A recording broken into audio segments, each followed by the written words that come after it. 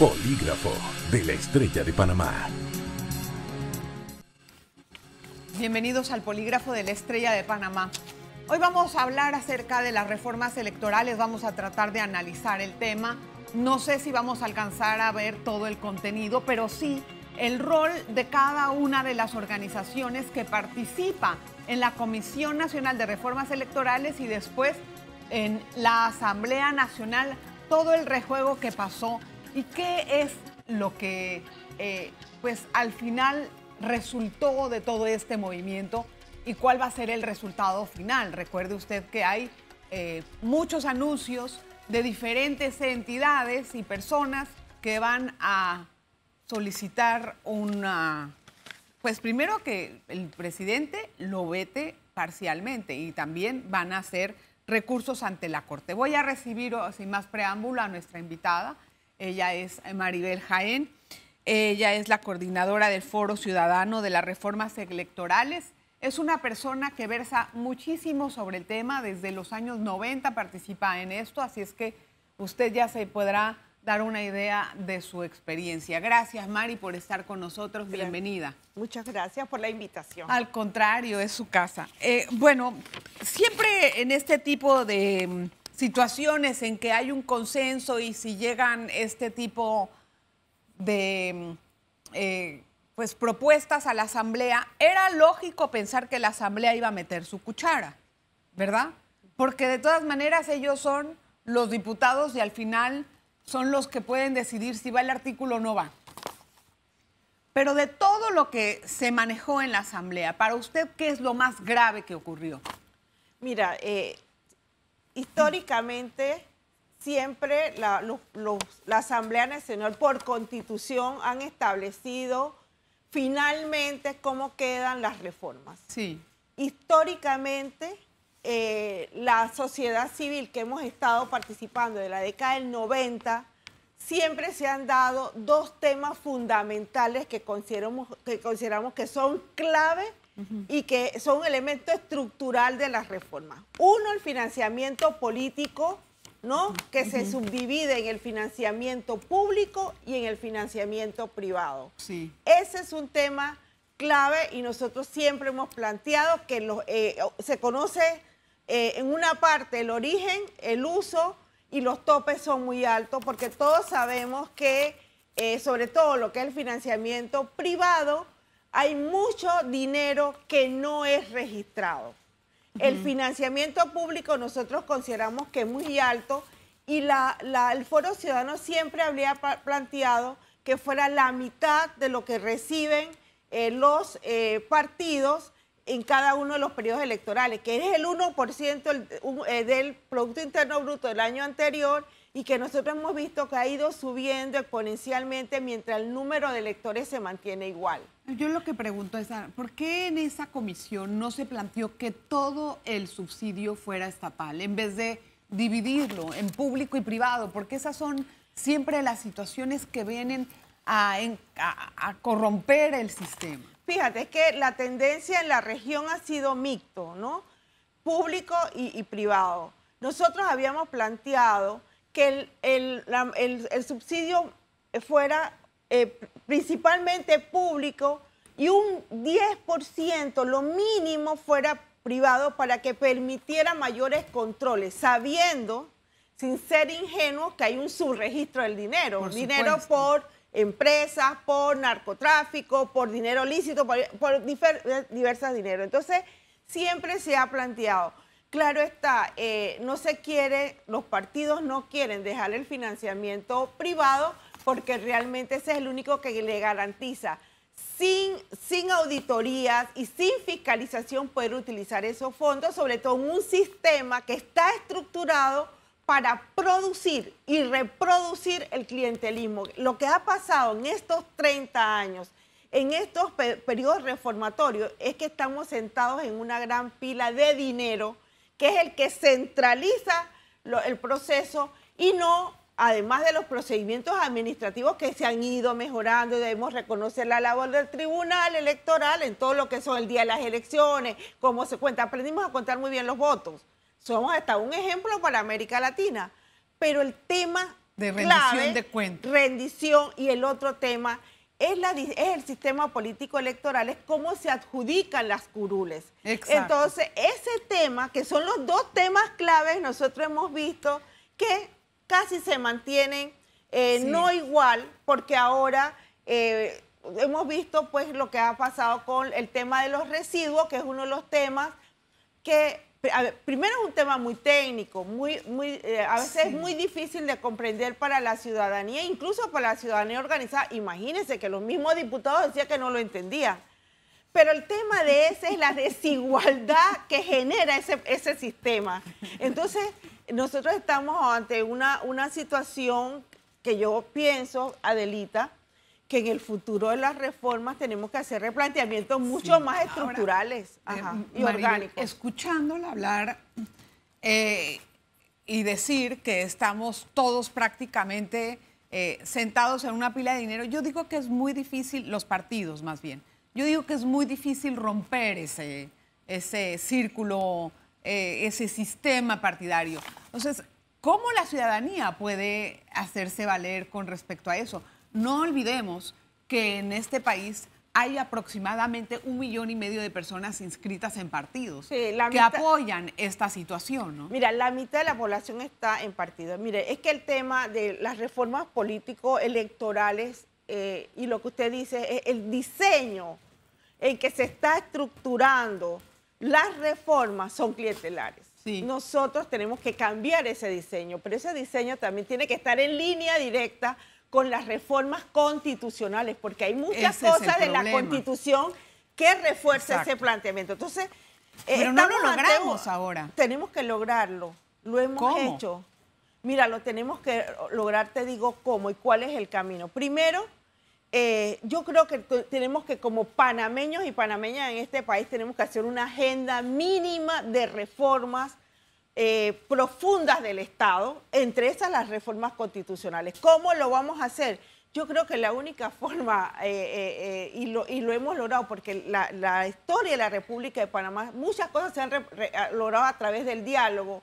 Tenemos que sentarnos, pero no un diálogo entre los poderes, no los poderes fácticos. Tenemos que hacer un diálogo desde las organizaciones, desde la participación ciudadana. Y te digo una cosa, la lógica del sistema político electoral ha estado en función de, uno, el clientelismo, dos, generar procesos de reforma que generan, no solamente electorales, sino políticas que han generado un país altamente desigual, y desigual en lo político también. El otro elemento, que el proceso político en Panamá ha desmovilizado, ha debilitado los espacios de participación ciudadana. En este país es más fácil hacer una empresa privada que organizar una fundación, porque los costos y la burocracia es muy fuerte. Si lo queremos legalizar, el 80% de las organizaciones de sociedad civil no están legalizadas. Entonces, te estoy diciendo, porque si ha habido una lógica de desmontar, pero lo peor que está pasando es la cultura de violencia verbal y política que se está generando y que se está creando un clima de incertidumbre y de rechazo. Mira, cuando nosotros en las comunidades le preguntamos a los chicos qué entienden por política, ellos dicen corrupción, mentira, robo. Entonces, se ha montado un proyecto de país, del país político que no es coincidente con la realidad social y política. Lo que debe de ser. Con lo que debe ser. Exacto. Tengo que hacer una breve pausa. Vamos a regresar enseguida con más del Polígrafo. No se vaya. Polígrafo de la Estrella de Panamá. Gracias por continuar en sintonía del Polígrafo. Ya hablamos con la licenciada Maribel Jaén. Ella ha hecho muchos trabajos con respecto a los foros ciudadanos para las reformas electorales y tiene una idea muy clara de lo que pasó ahora. Ahora, Maribel, mucha gente se pregunta, ¿cuál realmente va a ser el papel de la Comisión de Reformas Electorales o si está extinto? Porque es verdad que hay un esfuerzo importante para llegar a un consenso sobre las cosas, pero cuando llega a la Asamblea, entonces pues no se le da la importancia, se cambia. Esta vez los diputados se ganaron un 10 con todo lo que hicieron, ¿eh? Dejaron muchas cosas idénticas, le cambiaron redacción en algunas cosas, le pusieron sinónimos, pero ojo, cuando era momento de hablar de financiamiento, de subsistencia en la asamblea, ¿ah? El fuero también, de rendición de cuentas, no escatimaron en beneficiarse. Entonces, uno se pregunta, ¿cuál es el futuro de la comisión? Sí, mira, fíjate, yo creo que nosotros tenemos una coyuntura hoy distinta. Cada periodo, no hay reformas acabadas. Cada periodo tiene una coyuntura distinta. La coyuntura hoy de la reforma es que tú tienes un tribunal electoral que ha perdido confianza. Yo creo que no ha ayudado mucho la narrativa comunicacional del tribunal en esta ocasión. Debo plantear que este informe que han presentado ayer domingo reitera, pero realmente la narrativa fue muy difusa y eso no ayuda. Sí. Lo otro que te quiero decir es que hoy día tenemos actores políticos que en periodos anteriores no jugaron un rol tan activo, ¿no? Hoy día, por ejemplo, tenemos, y producto de la lucha que han tenido las organizaciones de sociedad civil, el rol de los candidatos a la libre postulación. Ah, claro. Ellos han jugado un rol desde adentro muy interesante. Sí. Nuevos actores que se reactivan, como las personas con discapacidad. El tema de las mujeres son ahora mucho más acompañadas. Ellas han estado desde siempre, igual nosotros en las organizaciones de sociedad civil. Tenemos actores que están mucho más activos y yo digo que producto de la participación de la ciudadanía. Lo segundo es que debemos ver la reforma como políticas públicas. Ojalá todas las leyes tuviesen la experiencia de ciudadanos preocupados por esta ley.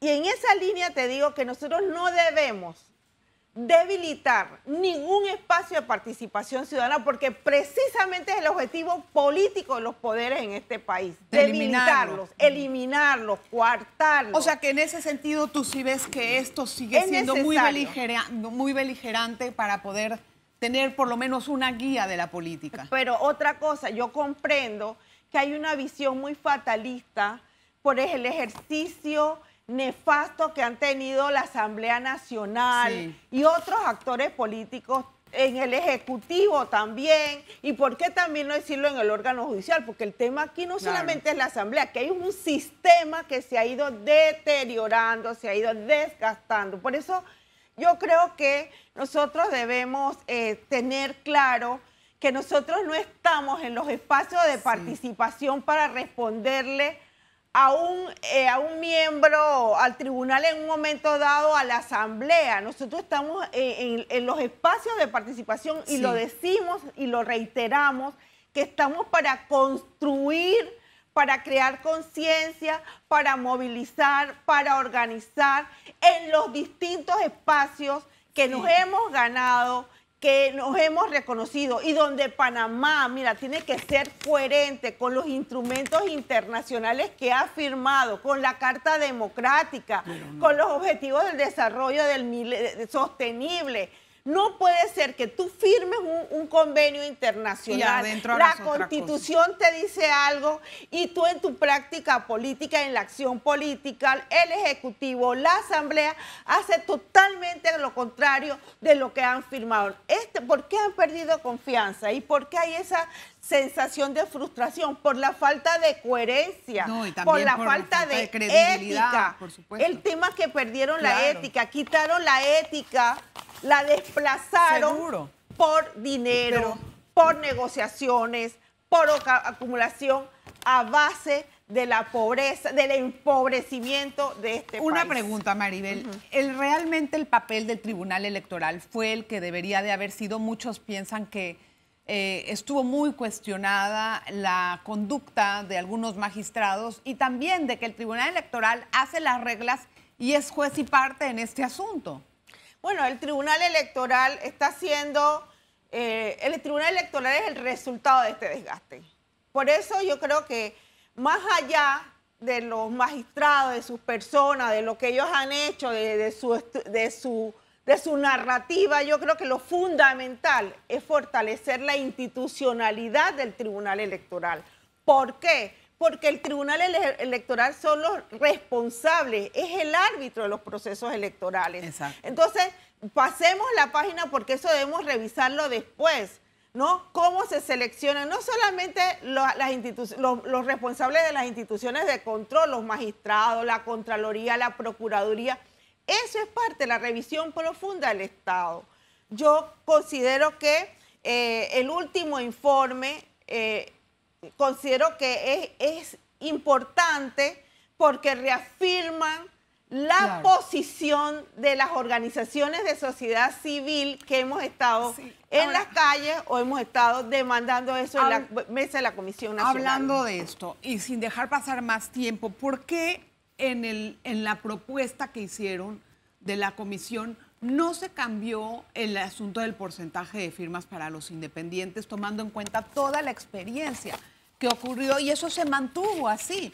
O sea, los independientes realmente les aplasta el poder. Perdóname, pero esto se ve que está diseñado a que sácate tú para quedarme yo. Les dan financiamiento de 7% y después en otro artículo ponen que es otro porcentaje, no, bastante.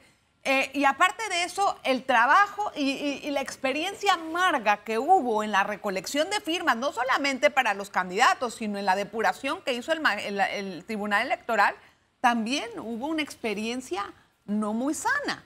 ¿Por qué no cambiaron eso? Porque el diseño, volvemos al punto, está elaborado para fortalecer partidos grandes. Y lamentablemente las élites políticas no han comprendido que estamos en una nueva coyuntura. Mira, a nivel regional, los partidos y los congresos son las instituciones de menos confianza. Sí. Lo reafirma el último Latinobarómetro. Es decir, están los congresos abajo de los partidos. Y después de la pandemia, ¿qué piensa la población? Que no han resuelto los problemas y lo que tenemos, porque ahora tenemos el tema de las redes sociales, Hoy día, antes no teníamos el conocimiento que nos genera las redes sociales hoy. Cuando un ministro se entera de una información, ya la población la sabe. Claro. Entonces tenemos otra coyuntura. Y otra cosa, fíjate, no podemos hacer un discurso antipartido. Los partidos son necesarios, pero nuestras corporaciones electoreras... No, yo sé que son necesarios. Necesitan partidos, otro tipo de partidos más democráticos, más participativos. Pero en esa línea, Adelita, ¿qué ha pasado? Que están surgiendo nuevas formas de organización política que tienen que ser reconocidas como son los candidatos a la libre postulación o como son los movimientos políticos. Lamentablemente... estos dos otros últimos actores han surgido producto del desgaste de los partidos políticos, porque perdieron la naturaleza de la razón de ser de los partidos, que ¿quién eran los partidos? Eran los que podían hablar con las élites y las masas, era el intermediario, interpretaba la realidad, las necesidades de la población. Lamentablemente hoy tenemos corporaciones electoreras. Tengo que hacer una pausa, no se vaya, por favor, vamos a volver con más acerca de esto, las posibles soluciones que hay en el tema, porque de eso debemos encargarnos ahora, ¿no? De buscar a ver cuáles van a ser las soluciones y los avances. Polígrafo de la Estrella de Panamá. Gracias por estar aquí en este programa del Polígrafo. A ver, vamos a tratar de sintetizar algunas cosas, Mari. Por ejemplo, lo primero es que me interesa saber qué avances rescata usted de este trabajo. O sea, de lo que se aprobó igual en la Asamblea, ¿hubo avances? No para enumerarlos todos, obviamente, pero ¿qué rescata de esto? Bueno, yo creo que hay avances que tienen que ver más con los procedimientos electorales. Yo creo que un tema importante y que nosotros fuimos testigos fue el tema de que se pueda utilizar técnicas, tecnologías para el tema de las firmas. Nosotros fuimos testigos de cómo eso se desarrolló. Yo creo que eso es importante. Yo creo también que es importante, fíjate, el tema de financiamiento a las organizaciones de sociedad civil y a las personas con discapacidad. Porque realmente lo único que va a hacer cambiar y transformar la sociedad es la formación y la participación de la gente. Pero si no hay formación... Estoy de acuerdo. Ahora ¿qué hay, por ejemplo, con respecto a los posibles vetos o la forma de arreglar lo que ya entró a la Asamblea? ¿Cuál es la forma de componer lo que no está bien? Mira, yo creo realmente que una lección aprendida es que la Comisión Nacional de Reformas Electorales, cuando se constituyó, no tiene las mismas características que va a tener la próxima. Eso es un tema muy importante. En cuanto a al veto, que se está solicitando un veto parcial por parte del Ejecutivo sí tiene una gran responsabilidad con este país, no con su partido. Ojalá que el Ejecutivo escuche a las comunidades y no al partido y que permita dar un paso al mejoramiento de la participación. En el caso de las mujeres, no se justifica por ningún ámbito que a pesar que aquí se dan no solamente convenios internacionales, sino también resultados de las observaciones internacionales. En reiteradas ocasiones, los observadores internacionales recomiendan al Estado panameño una mayor participación de las mujeres y nuevamente quedamos en lo que ha quedado. Entonces yo creo que el Ejecutivo podría dar un paso importante. Lo del fuero penal. Exacto, ahí va. Lo del fuero penal. Oye, en Panamá tenemos más de 32.000 aforados, en un país que se dice democrático, se dice que no blinda. Eso lo dijo el mismo presidente del Tribunal Electoral, señor, elimínelo. Si no blinda, ¿para qué está? Pero ahí lo dejaron. Pero ahí lo dejaron. Con menos tiempo, a veces. Sí, pero eso sí ya se había recortado en el 2017. Señores, lo del fuero no es de ahora, viene de periodos anteriores. Lo de la mujer no es de ahora, viene de periodos, este producto de la acumulación. El tema del apoyo, un mayor financiamiento a las candidaturas de libre postulación, que me parece que es importante porque eso no fue un dato que el tribunal sacó de un sombrero mágico, sino era de parte del número de población que apoyaba las candidaturas independientes. Y lo de la amnistía, que es un horror. Ahora, hay que entender una cosa. Sí, la amnistía está, y bajaron también el número de años de prescripción del delito todo lo que fue justicia se acomodó, electoral. Pero fantástico, ¿no? Sí, exacto. Pero de todas maneras, hay, por ejemplo, algunos artículos que no se pueden vetar, porque el que ellos, como no aceptaron, por ejemplo, el de los cupos plurinominales, entonces simplemente quedó vigente el pasado. Exacto. Y eso ahí no se puede vetar. Pero entonces, al vetarse esto, ¿se debería de hacer una nueva redacción y pasarla como un proyecto aparte? ¿Cuál es la idea? No, fíjate, no soy abogada y no voy a intervenir en temas técnicos, pero yo creo que la Constitución es clara de la proporcionalidad y de la equidad. El presidente lo tiene muy claro y nosotros esperamos que sea coherente con esta decisión. El tema de la adjudicación de los curules y el tema del residuo, señor presidente, usted... y del fuero. Y del fuero. Usted tiene hoy la gran oportunidad para este país. Es una gran oportunidad para el país. Quizás no es una oportunidad para algunos miembros de su partido político, algunos miembros, porque estoy segura que no todos los miembros del PRD coinciden con lo que se ha dado en la Asamblea. Entonces, señor presidente, hágalo por Panamá. Este país no aguanta más las denuncias de corrupción, los hartazgos que hay, producto de la mala política, de la mala democracia. Nosotros tenemos un país que tiene muchas oportunidades y esta es una de ellas. Vamos a poner el ejemplo de que, bueno, no el ejemplo, la realidad de que no se haga nada al respecto, ¿no? Entonces me gustaría saber cuál es tu mirada del futuro del país en los próximos 5 años. Es lo que, mira, yo creo que, yo considero que de no hacerse nada, la acumulación del desgaste y el del deterioro de la institucional, de la gobernabilidad democrática se va a acelerar. Y estamos llevando al país a una situación sin rumbo que nadie quiere en este país porque todos vamos a ser afectados. yo creo que como nunca antes es clave para este país que nos pongamos de acuerdo sobre el tipo de democracia y el tipo de país que nosotros queremos. Lo hemos dicho 20 veces y hay muchos esfuerzos. Y no lo hacemos. Pero, no, yo creo que se está haciendo poquito a poco. Yo creo que tenemos que reconocer nuestras capacidades y la capacidad transformadora.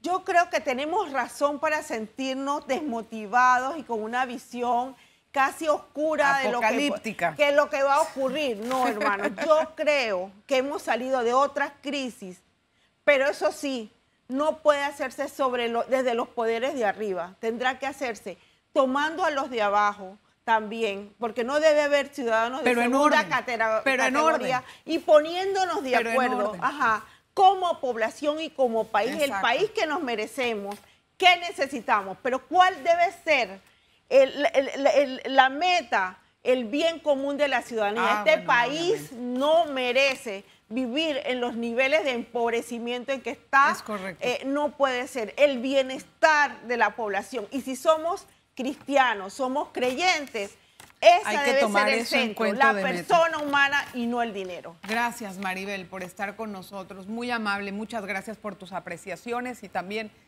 gracias a usted por toda la atención que brinda a este programa. Nos vemos la próxima.